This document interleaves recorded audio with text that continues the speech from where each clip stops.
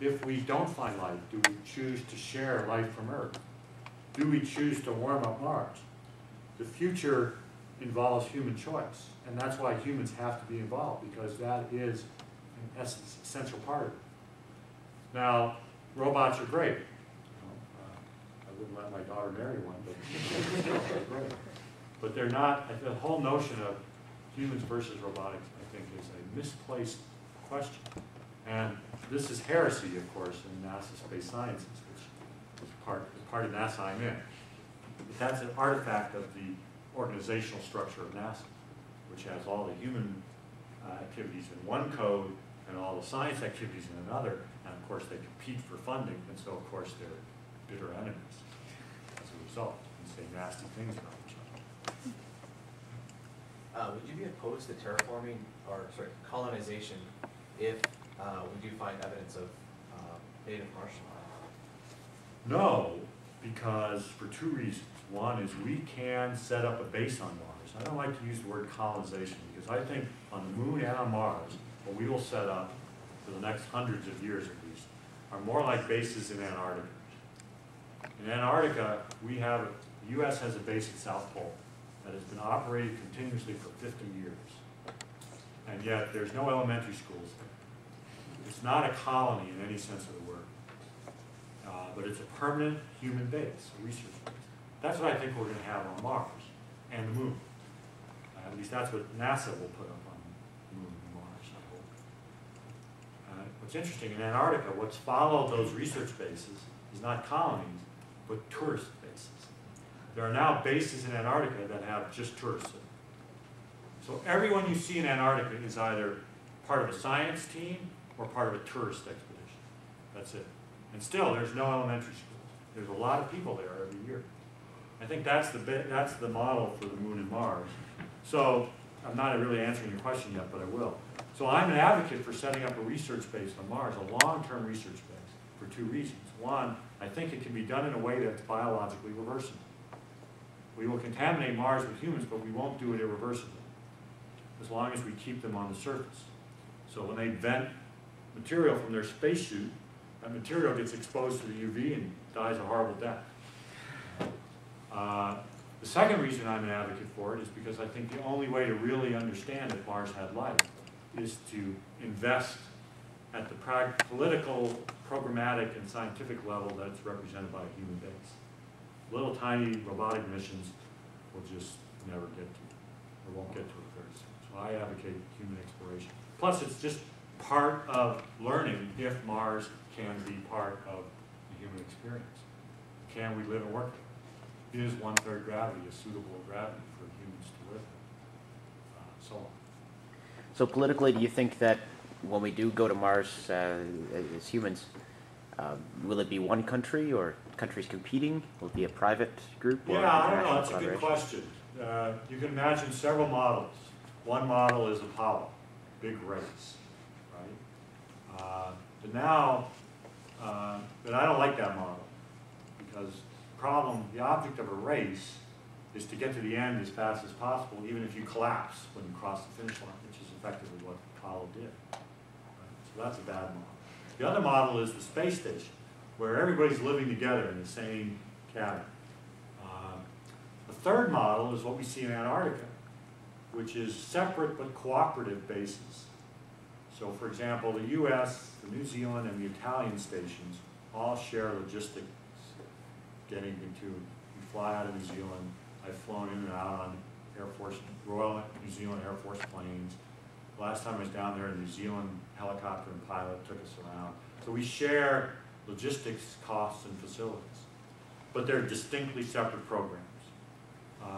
That's easier to do than something like the space station, where we're all jammed together. I don't have a strong bias either way. I think that decision will reflect the fact that space programs, like Antarctic programs and like the space station, are all decisions that will be based on international issues, because that's what motivates them fundamentally. The reason we're in Antarctica is geopolitics. What we do in Antarctica is science. The reason we're there is geopolitics. It's very similar. I do a lot of work in the Canadian Arctic with colleagues from Canadian universities. And the amount of funding that Canada spends on science in the Arctic is a direct function of how sensitive the Canadian government is to sovereignty issues. You know, if the U.S. icebreaker goes through the open seas of the Northwest Passage, all of a sudden funding for science in the North goes up. What a surprise, right? Same thing. It's the geopolitics that motivates these programs, even though what they do is science. From everything you know of Mars and of terraforming, do you think we will ever be able to terraform Mars to the point where it is more habitable than, say, Antarctica? Than Antarctica. Well, it'll be habitable in a different way. I think it's fairly easy to make Mars warm and high pressure, but not breathable. It'll be habitable the way the Earth was habitable before the Precambrian rise in oxygen, or the end of the Precambrian rise of oxygen. So if we warm up Mars by producing on it super greenhouse gases, we know how to do that. We know how to warm it. We're doing it here. It will warm up, and if there's enough CO2 in water, it will have a thick atmosphere.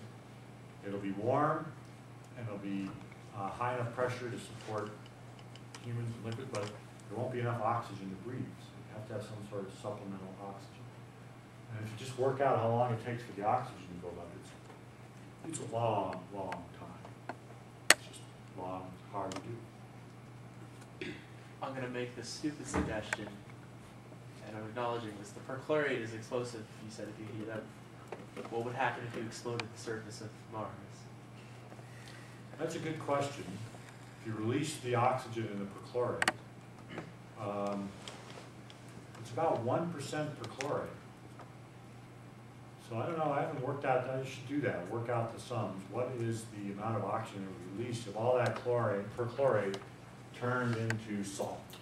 Say sodium, assume there was now magnesium perchlorate, and it turned into magnesium chloride, thereby releasing 4 oxygens for every, released 8 oxygens for every magnesium. Because it's Mg parentheses ClO4 parentheses 2. So it releases 8 oxygens for every mole. So I don't know, it could be enough oxygen to make a difference. But then you've blown up the surface. Well, that's okay. That's okay if you get oxygen out of it. Unfortunately, you have to heat it up very high to get that oxygen released. But it reminds me of a point in Jim Lovelock's science fiction story about Mars, in which when the colonists were running out of air, they would scoop up some dirt and make a little emergency oxygen production unit, using only the oxygen that was released from wetting, which we know from Viking. You have to stretch the numbers. Viking released 70 to 700 nanomoles of oxygen per gram of soil, which is hardly, you need something the size of this room to get enough oxygen to breathe for a few hours. But the perchlorate is a much stronger source. So maybe if you're out in the middle of Mars, science fiction subplot, you're on the middle of nowhere on Mars, you run out of oxygen, so you take dirt and shovel it on your engine and snort it. And then the cavalry comes and saves you.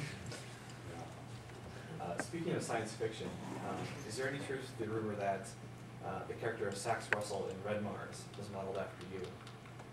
Well, I don't even know what about. Oh, the movie Red Mars. No, I Red see Mars that is movie. the Marside flag, red, green, blue, the Kim Stanley Robinson series. Yeah, I know that series. Red Mars. I don't know. I know Stan Robinson. He lives just down the road from me. I think that answers the question. I talk to him frequently, but I don't remember the book. I forget. I didn't read it. But I don't know. Maybe it is. Very similar. Really? Yeah. Oh, that's interesting. Ink stain on the shirt and everything? I just ruined another shirt this morning with another ink stain. Seems to be in the hat. Okay, any other questions? Great. Good enough.